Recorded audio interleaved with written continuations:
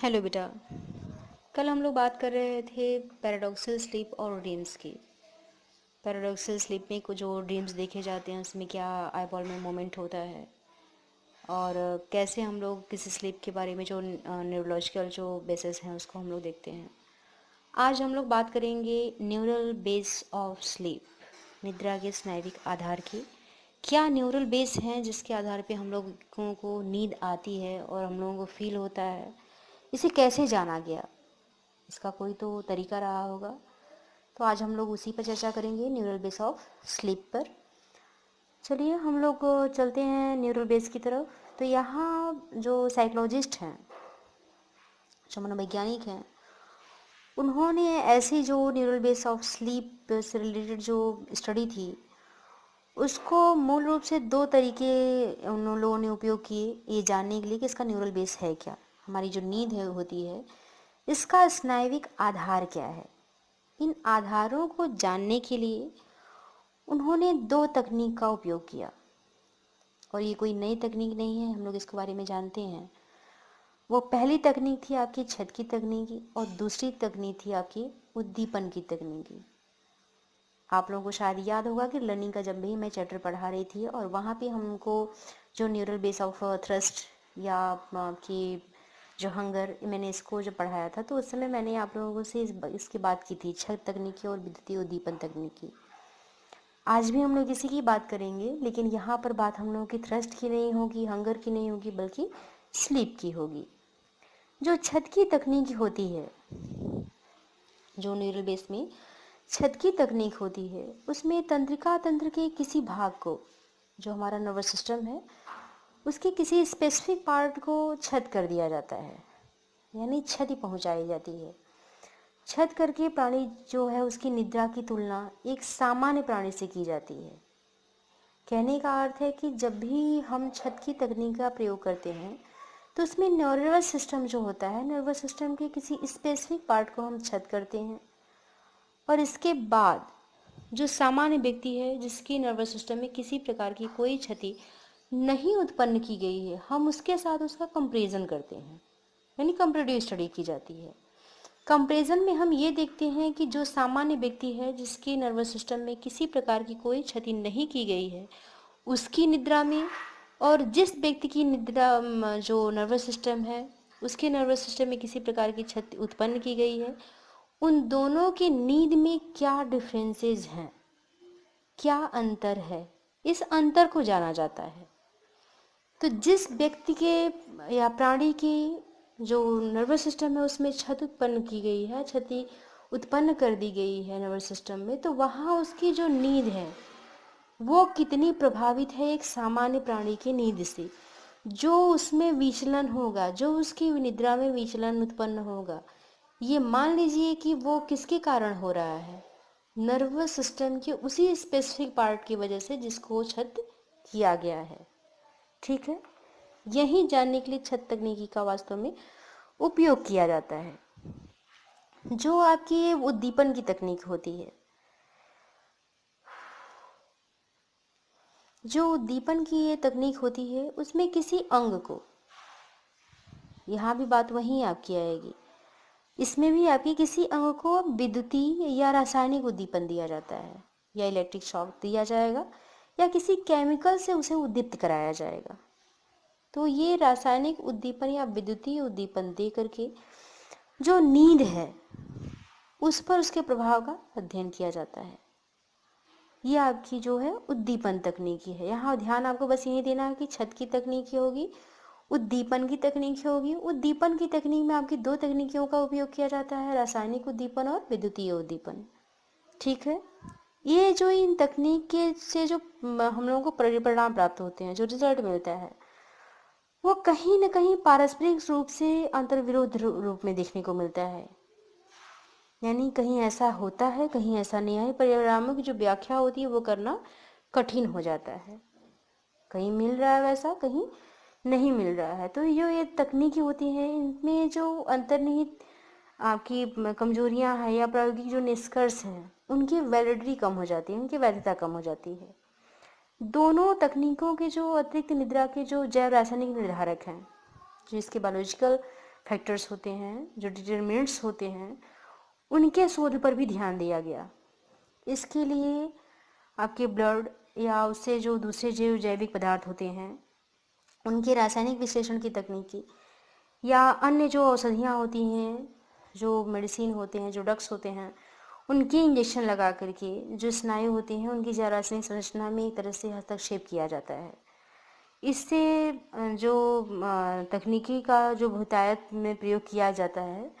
इससे अध्ययन करने में आसानी होती है। कहने का अर्थ है कि जब भी हमको शोध करना होता है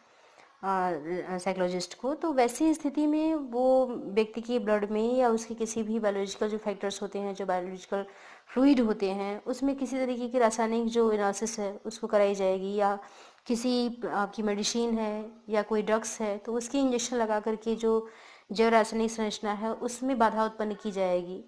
जिससे कि स्टडी की जा सके कि इन पर नींद का क्या प्रभाव पड़ रहा है, या ये हमारी नींद में कहाँ कहाँ तक प्रभावित करते हैं हमारी नींद को, इनकी कारण हमारी कहाँ तक नींद प्रभावित होती है। इसका अध्ययन करने में ऐसी तकनीकियाँ जो हैं वो आसानी से अवेलेबल हो जाती हैं। कहे तो हमको शोध में करने में या जो स्टडी है उसको करने में हमको आसानी होती है। निद्रा की अगर हम न्यूरल वेव्स की बात करें तो इसकी स्टडी सबसे पहले 1930 में की गई। 1930 के बाद करनी शुरू हुई। कहने का अर्थ है कि जब भी हम न्यूरल बेस पे बात करें अगर स्लीप से रिलेटेड, तो 1930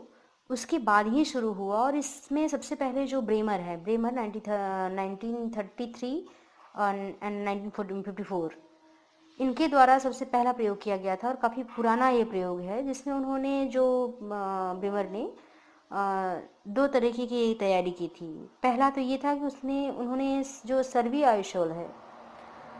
पहली दशा, जो प्राणी की जो पहली दशा है,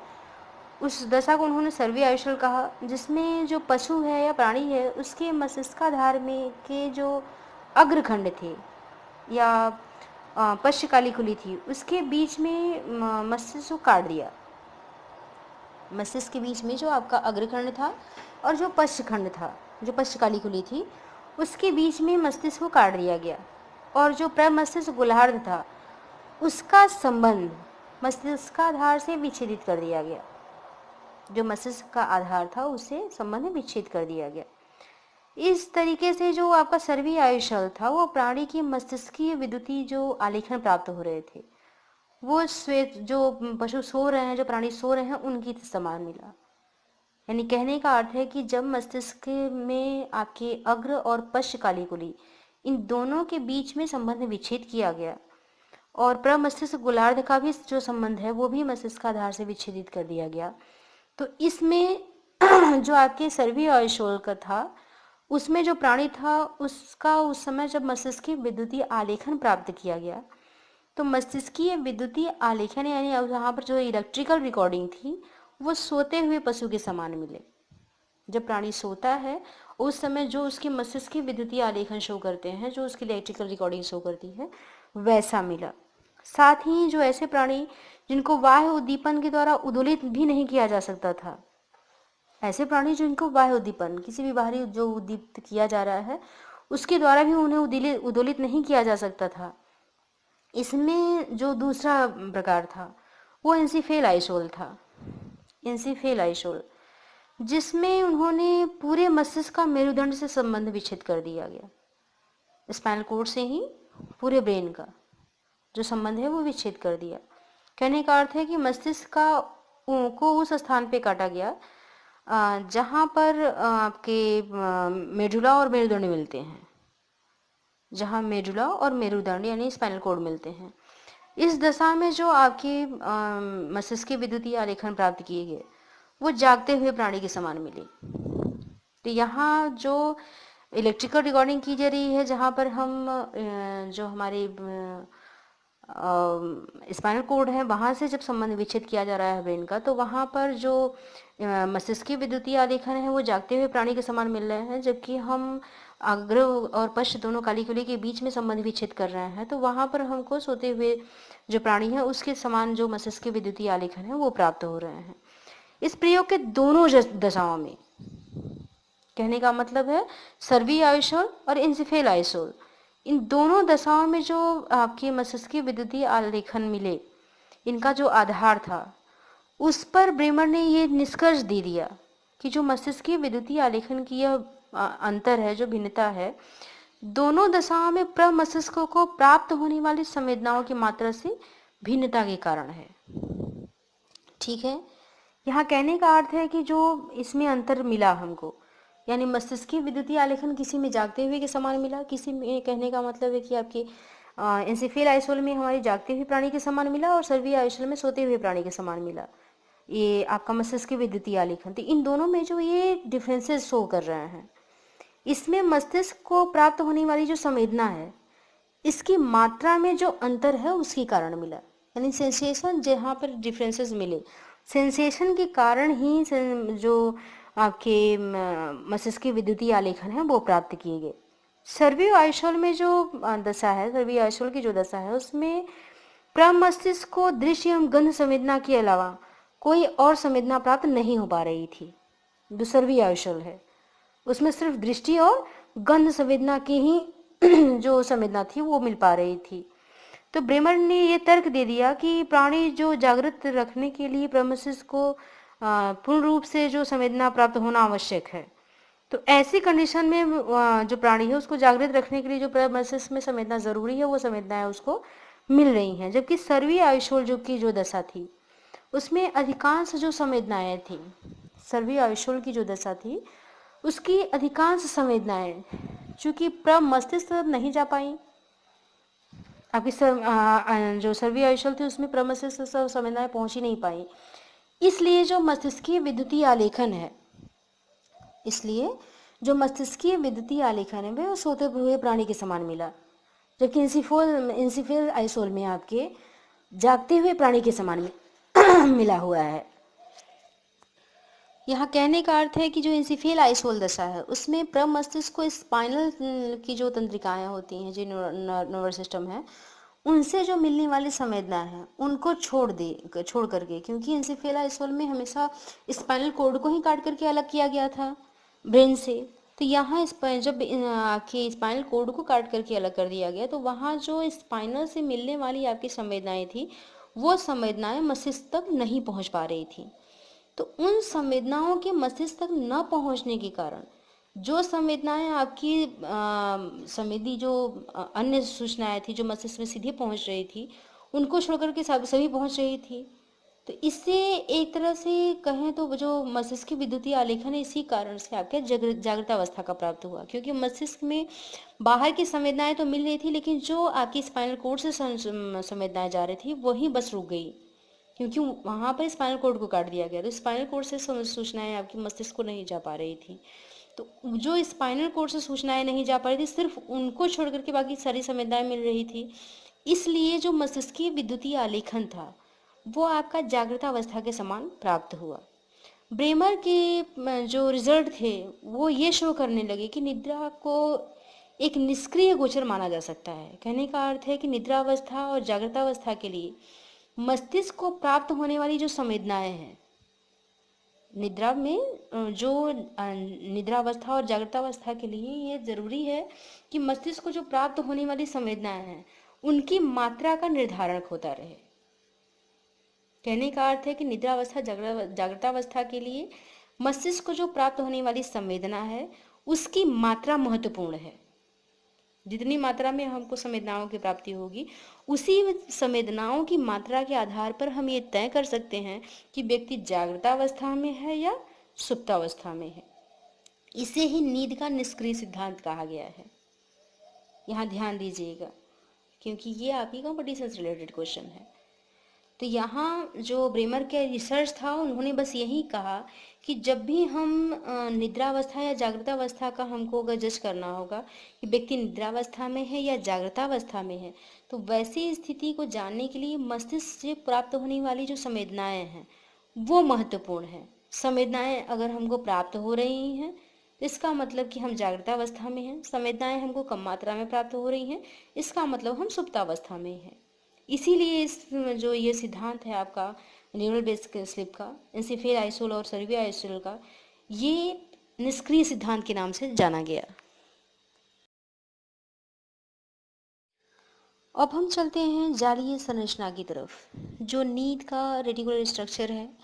अब हम उसके बारे में बात करेंगे। यहाँ निद्रा और जागृति में जो रेटिकुलर स्ट्रक्चर है, इसके बोले तो कैरेक्टरिस्टिक को, इसके महत्व को सबसे पहले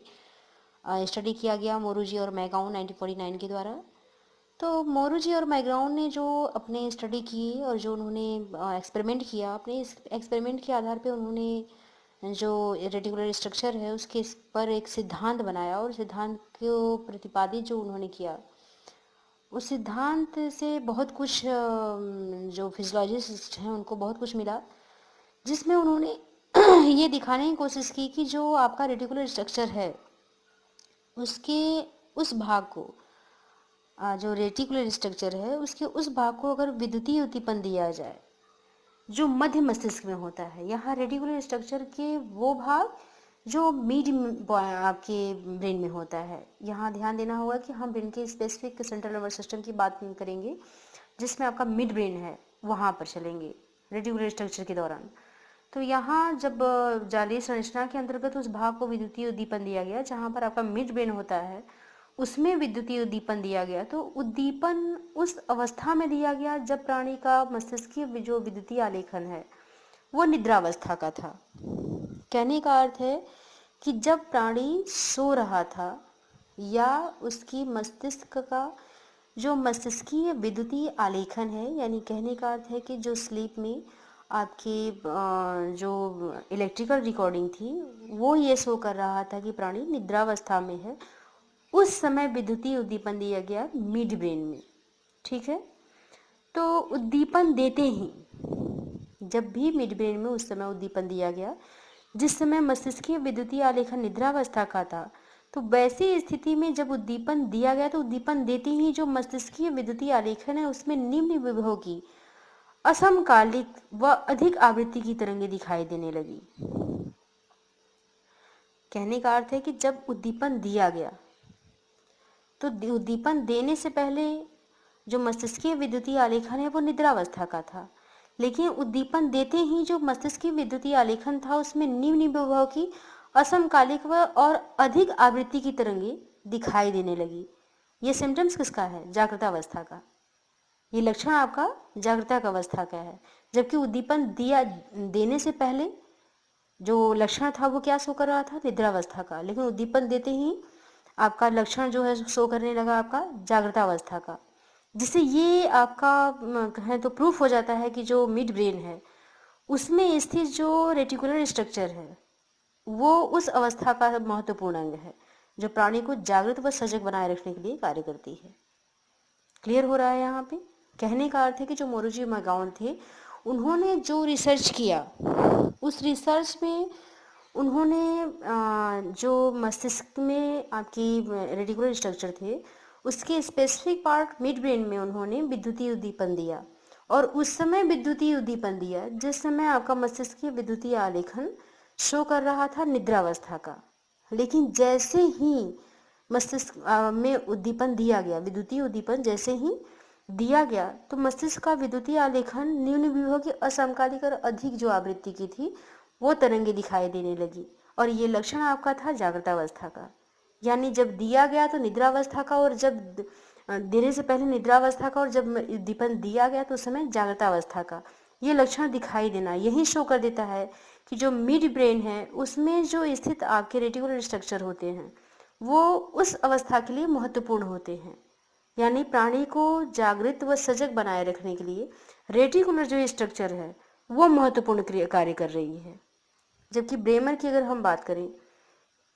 तो ब्रेमर के जो सर्वी आइसोल जो स्टेज थी उसमें सुप्तावस्था और इंसिफेल आइसोल थी, उसमें जागृतावस्था का जो मस्तिष्क के विद्युतीय आलेखन था वो प्राप्त हो रहा था, जिसके कारण ये संभव था कि सर्वी आइसोल दशा में जालीय संरचना जो है आपकी या जो रेटिकुलर स्ट्रक्चर है उसका कॉर्टेक्स से संबंध विच्छेद हो गया। जबकि इंसिफेल आइसोल दशा में अगर हम इसमें बात करें तो चूँकि उसमें हमारे जो सर्वी आइसोल थे उसमें संबंधी विच्छेद आपका कॉर्टेक्स से था। इंसिफेल आइसोल की जो दशा थी यहाँ संबंध बना रहा था। तो ब्रेमर के जो आपके परिणामों की अगर हम व्याख्या की बात करें, तो जो प्राप्त सांवेदिक सूचनाओं के आधार पर करने की जो अपेक्षा जाली संरचना के आधार पर करना अधिक सही माना गया, क्योंकि जो रेटिकुलर स्ट्रक्चर है ये शो कर रहा है कि यहाँ पर जो प्राणी है वो मिड पॉइंट के, यानी रेटिकुलर स्ट्रक्चर के specific part mid point, mid brain की अगर बात करें तो मिड ब्रेन पे अगर हम विद्युतीय उद्दीपन दे रहे हैं तो वहाँ संवेदनाओं को लिया जा रहा है, और उस संवेदना के आधार पर जागृतावस्था के जो आलेखन है, जो विद्युतीय आलेखन है, वो दिखाई दे रहे हैं। इसी आधार पे आपके लिंडसले की अगर मैं बात करूँ, लिंडसले 1950 उन्होंने जो जाली संरचना की भूमिका का स्टडी किया, जो उन्होंने रिसर्च किया, उन्होंने इस संरचना के अलग अलग जो पार्ट थे उनको अलग अलग रूप से छद करके अध्ययन किया, और मस्तिष्कीय विद्युतीय आलेखन और व्यवहार का ऑब्जर्वेशन भी किया। उन्होंने जो परिणाम प्राप्त किए वो जालीय संरचना के सिद्धांत का समर्थन करते हैं। कहने का अर्थ है कि उन्होंने जो लिंडसले के द्वारा जो रिसर्च किए गए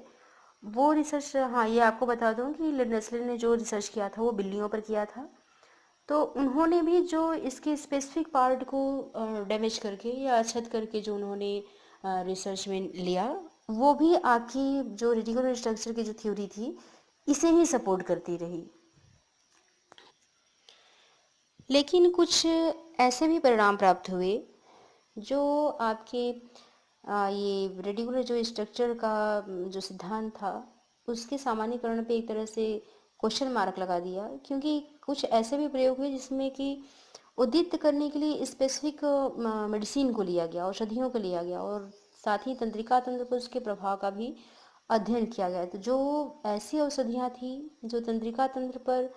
उसके प्रभाव से संबंधित, यानी नर्वस सिस्टम पे इसका इफेक्ट पड़ता था, ऐसी मेडिसिन जिनका प्रभाव नर्वस सिस्टम पे पड़ रहा था, तो ऐसे प्रयोगों में ये देखा गया कि कुछ स्थितियों में जो मस्तिष्कीय आपके विद्युतीय आलेखन थे उनका जो व्यवहार का संकेतक था वो नहीं होता था। कहने का अर्थ है जैसे कि जो पशु जागृत हैं या जागृत पशु में एट्रोपिन की अगर हम इंजेक्शन लगा दें, जो ऐसे पशु हैं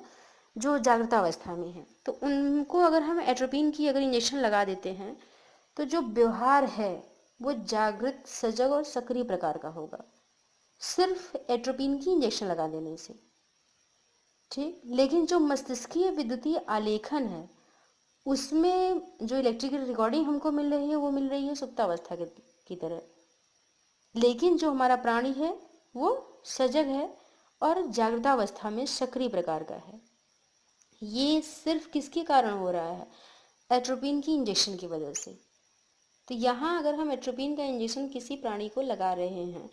तो उसका जो व्यवहार होगा वो जागृत और सजग सक्रिय तरीके का होगा, लेकिन मस्तिष्कीय विद्युतीय आलेखन अगर हम उस प्राणी की मस्तिष्क का प्राप्त करें तो वहाँ पर ये जो आलेखन प्राप्त हो रहा है ये पूरा का पूरा इसका लक्षण आपके सुप्तावस्था का शो कर रहा है। इसी तरीके से अगर हम बात करें फाइसोस्टिग्माइन की, तो फाइसोस्टिग्माइन की अगर हम इंजेक्शन देते हैं, फाइसोस्टिग्माइन की अगर हम इंजेक्शन देते हैं और जब दे रहे हैं तो जब सुस्त प्राणी में लगाया जा रहा है, ऐसा प्राणी जो सुस्त आपका सुस्त है या सुप्तावस्था की तरह है, तो उसके मस्तिष्कीय विद्युतीय आलेखन में जागृतावस्था के लक्षण दिखाई दे रहे हैं। न्यारी प्राणी सोया हुआ है लेकिन मस्तिष्कीय विद्युतीय जो आलेखन है उसका, जो ब्रेन की इलेक्ट्रिकल रिकॉर्डिंग की जा रही है, उसमें उसके सारे जो लक्षण हैं, जो सारे सिम्टम हैं, वो जागृतावस्था के समान दिखाई दे रहे हैं। क्यों दिखाई दे रहे हैं वहाँ पे? सिर्फ आपके फाइसोस्टिग्माइन की है इंजेक्शन लगाने से, जबकि एट्रोपिन की इंजेक्शन हम लगा रहे हैं तो वहाँ पे प्राणी सुप्तावस्था का शो कर रहा है, लेकिन वो सक्रिय और सजग है, जाग रहा है। तो जाग रहा है ये उसका व्यवहार है, जागृत अवस्था में है, सक्रिय प्रकार का है, ये सब कुछ शो हो रहा है जागृत अवस्था का, मस्तिष्कीय विद्युतीय आलेखन सुप्तावस्था का। ये किस कारण है? एट्रोपिन के इंजेक्शन से। लेकिन फाइसोस्टिग्माइन की अगर हम इंजेक्शन लगाते हैं तो फाइसोस्टिग्माइन की इंजेक्शन लगाते ही सोया हुआ प्राणी है,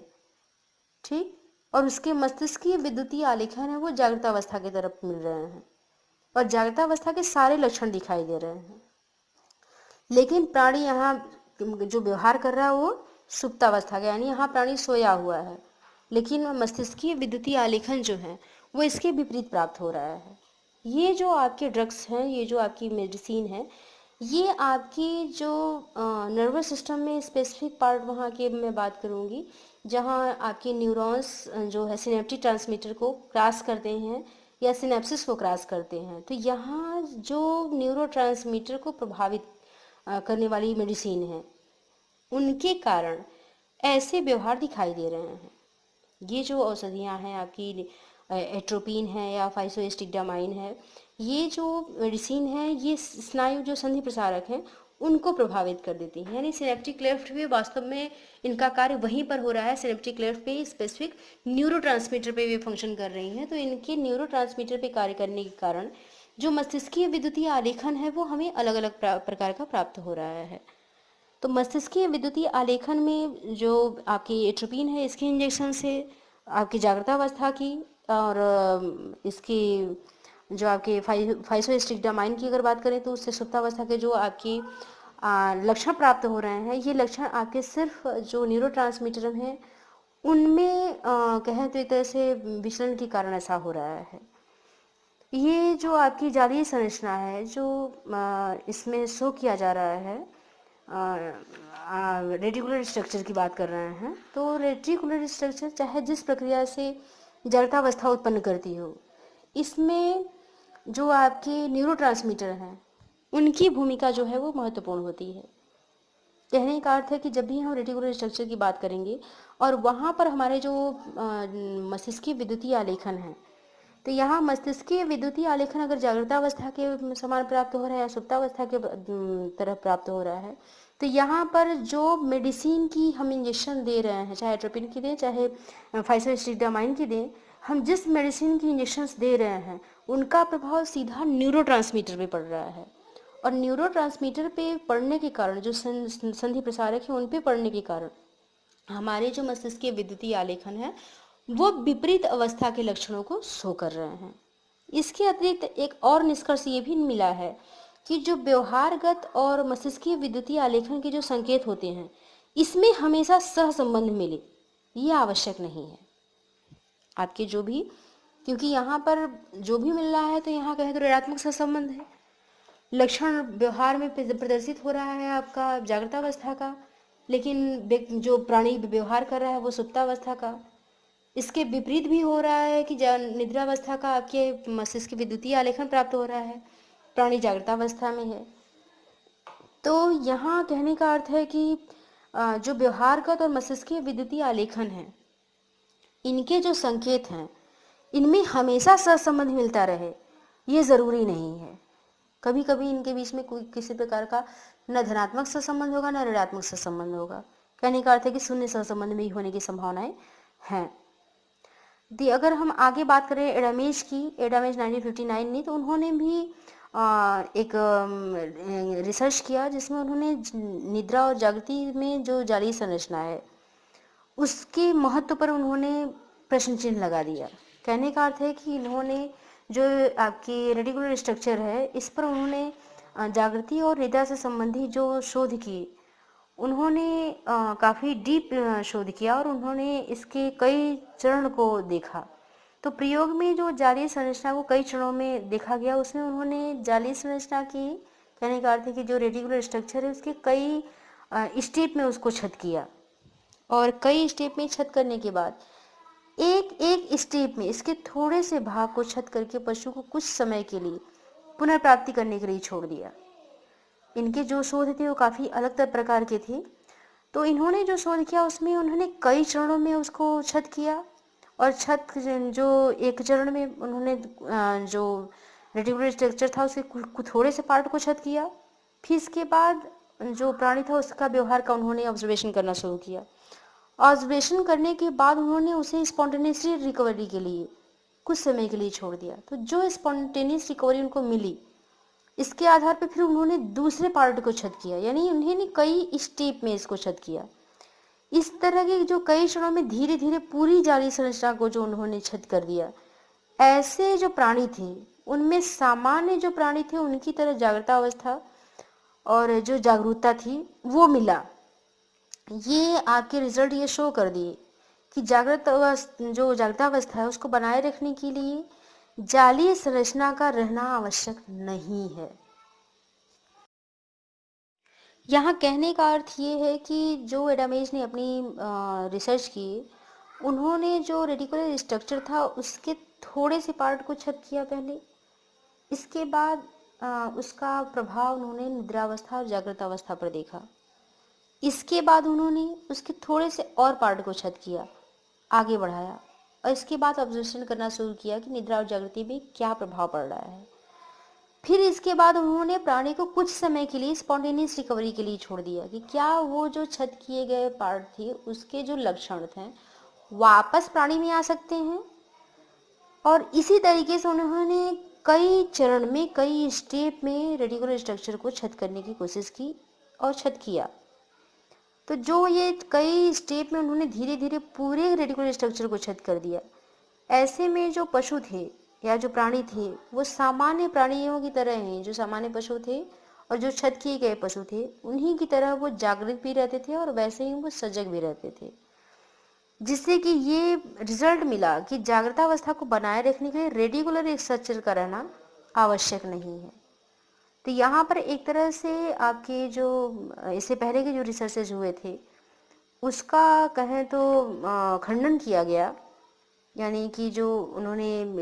जो अदर साइकोलॉजिस्ट ने जो रिसर्च किया तो उसका एक तरह से खंडन किया गया कि रेडिकुलर स्ट्रक्चर का नींद में किसी प्रकार का कोई कहें तो प्रभाव नहीं पड़ता है या उसका प्रभाव कम देखने को मिला, क्योंकि जाली संरचना के लिए उन्होंने एडामेज ने कह दिया कि जाली संरचना का रहना आवश्यक ही नहीं है। यानी जाली संरचना रहे तब भी और न रहे तब भी निद्रा और जागृति के साथ उसका किसी प्रकार का कोई संबंध नहीं है। ये जो सारी स्टडी की गई, इसमें जो भी स्टडी आपकी जाली संरचना से संबंधित की गई, इसके जो सिद्धांत थे, सिद्धांत इसके कहें तो न्यूनता को प्रदर्शित करते हैं। लेकिन ये जो स्टडी किए गए इनमें कई कारणों से अगर हम प्रभाव की बात करें तो प्रभाव उत्पादक ये नहीं है। इसके परिणाम के भी आधार पे जो आपके रेडिकुलर स्ट्रक्चर है उसके सिद्धांत को पूर्ण रूप से अस्वीकार अगर हम कर दें तो ऐसा भी नहीं कर सकते, क्योंकि इसके जो परीक्षण किए गए और परीक्षण के जो परिणाम प्राप्त हुए वो पूर्ण रूप से अस्वीकार करने योग्य नहीं है। हम ये नहीं कह सकते कि इसके परिणाम पूर्ण रूप से गलत हैं, क्योंकि कहीं ना कहीं उसका कुछ ना कुछ हमको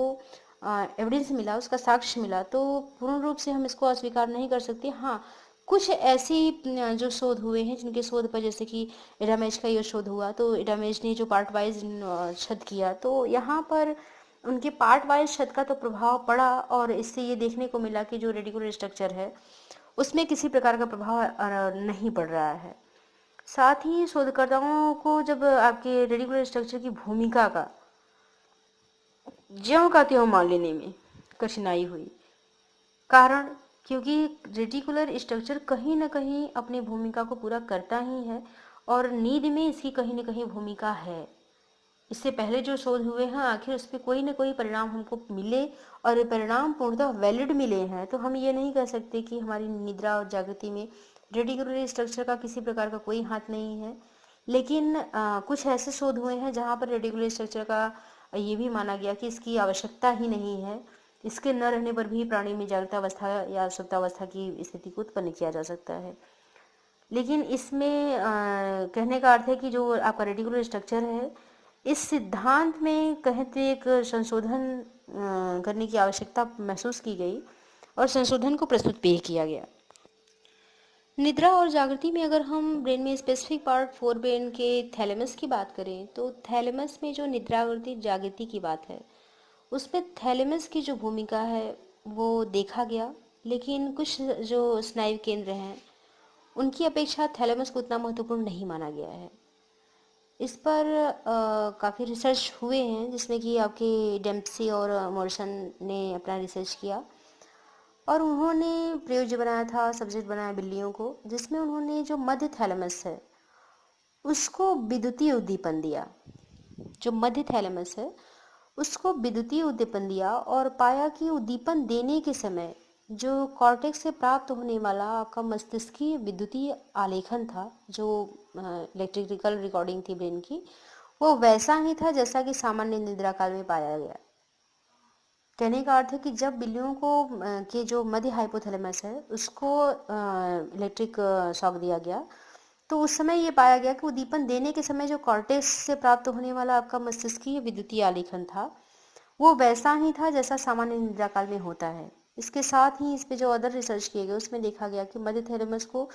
जब भी दिया जाता है या विद्युत धारा प्रवाहित की जाती है, तो कहने का अर्थ है कि उसमें निम्न विभव और निम्न आवृत्ति वाली विद्युत धारा से जब उद्दीप्त किया जाए, जो आपका मध्य थैलेमस है उसको निम्न विभव और निम्न आवृत्ति इसके द्वारा जब हम उद्दीप्त करते हैं, तो जो प्राणी है उसमें निद्रा का संचार होने लगता है। यानी मध्य थैलेमस में अगर हम निम्न विभव और निम्न आवृत्ति की विद्युत धारा प्रवाहित करते हैं, तो प्राणी में निद्रा की अवस्था उत्पन्न होने लगती है। ये जो परिणाम है आपका, ये निद्रा के संबंध में थैलेमस की भूमिका को बता रहा है। क्योंकि जब हम दे रहे हैं इसमें आपकी निम्न विभव की और उच्च आवृत्ति की जब विद्युतीय तरंगें प्रवाहित की जा रही हैं या विद्युत धारा प्रवाहित की जा रही है, तो प्राणी में निद्रा का संचार हो रहा है। तो निद्रा का संचार इन्हीं विद्युत धाराओं के कारण हो रहा है। तो कहने का अर्थ है कि थैलेमस का संबंध कहीं न कहीं निद्रा से होगा। तब तो निद्रा में किसी प्रकार की जो विद्युत धारा है प्रवाहित करने पर निद्रा का संचार हो रहा है। अगर थैलेमस का निद्रा में कोई भूमिका नहीं होती, तो यहाँ पर जो विद्युत धारा प्रवाहित की जा रही है उसका किसी प्रकार का कोई प्रभाव नहीं पड़ना चाहिए, लेकिन प्रभाव पड़ रहा है। इसका अर्थ है कि थैलेमस का संबंध निद्रा से है। तो यहाँ जो और आपके रिसर्च किए गए जिसमें हम कह सकते हैं कि प्रयोगों के परिणाम के आधार पर निष्कर्ष निकाला जा सकता है कि निद्रा में हमारी जो निद्रा और जागृति है इसमें थैलेमस का संबंध है। और ये ध्यान भी हमको रखना चाहिए कि आपकी जो प्रयोगशाला है उसमें जो आपकी प्राणी होते हैं उसमें अपने कुल समय का लगभग 60 से 70% समय जो है सोने में बिताते हैं। प्रयोगशाला में जो भी आपके प्राणी होते हैं वो लगभग 60 से 70% जो समय है वो सोने में ही निकाल देते हैं। तो यह एक सुनिश्चित करना आवश्यक हो जाता है कि जिस समय ऑब्जर्वेशन किया गया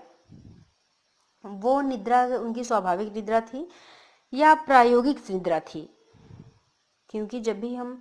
प्रयोगशाला में किसी प्राणी को रखते हैं, चाहे चूहा हो, बिल्ली हो, कुत्ता हो, एनीथिंग, तो यहाँ चूहे, बिल्ली, कुत्तों को जब भी रखा गया है तो वहाँ प्रयोगशाला में रहने वाले प्राणी खा रहे हैं, सो रहे हैं, बाकी उन पर रिसर्चेज हो रहे हैं, तो उनका 60 से 70% जो होता है वो सोने में चला जाता है। तो यहाँ ये निश्चित करना ज़रूरी हो जाता है कि जिस प्राणी पे जिस हम सब्जेक्ट को बनाए हैं निद्रा के लिए या जिसकी मस्तिष्क का हम मेजरमेंट कर रहे हैं हाइपोथैलेमस पे विद्युतीय धारा प्रवाहित करके उसका मेजरमेंट कर रहे हैं, वो जो ऑब्जर्वेशन हो रहा है वो उनकी स्वाभाविक निद्रा है, इस जो नॉर्मली वो सो रहे हैं वो निद्रा है, या जो हमने उसके थैलेमस पे विद्युत धारा प्रवाहित की है उसके कारण उसके अंदर जो निद्रा है उसकी उत्पत्ति हुई है। क्योंकि संभव है कि जो प्रयोग किए गए हैं वो स्वाभाविक निद्रा को ही उद्दीपन के कारण मान लिया गया हो, कि उद्दीपन के कारण ऐसी निद्रा उत्पन्न हुई है, जबकि प्राणी में इससे पहले की जो निद्रा थी वही उत्पन्न की गई है, या इससे जो थैलेमस में विद्युतीय उद्दीपन दिए गए हैं उसके कारण उसमें निद्रा उत्पन्न हुई है। तो जो निद्रा उसमें उत्पन्न हुई है इसका कारण जानने के लिए ये आवश्यक है कि हम ये देखें कि प्राणी में जो निद्रा उत्पन्न हुई है क्या वो थैलेमस में विद्युतीय उद्दीपन देने के कारण उत्पन्न हुई है या वो स्वाभाविक निद्रा है जो प्राणी हमेशा लगातार सो रहा है। इन दोनों स्थितियों का मेजरमेंट करने के बाद ही हम ये कह सकते हैं कि प्राणी में जो निद्रा उत्पन्न हुई है वो हमारे थैलेमस में विद्युतीय उद्दीपन या रासायनिक उद्दीपन के देने के कारण हुई है। नहीं तो इसकी विपरीत अवस्था में हम ये कहेंगे कि निद्रा जो भी थी आपकी प्राणी में जो हमारे सब्जेक्ट में थी वो स्वाभाविक निद्रा थी और स्वाभाविक निद्रा के कारण उसमें ऐसी स्थिति उत्पन्न हुई है।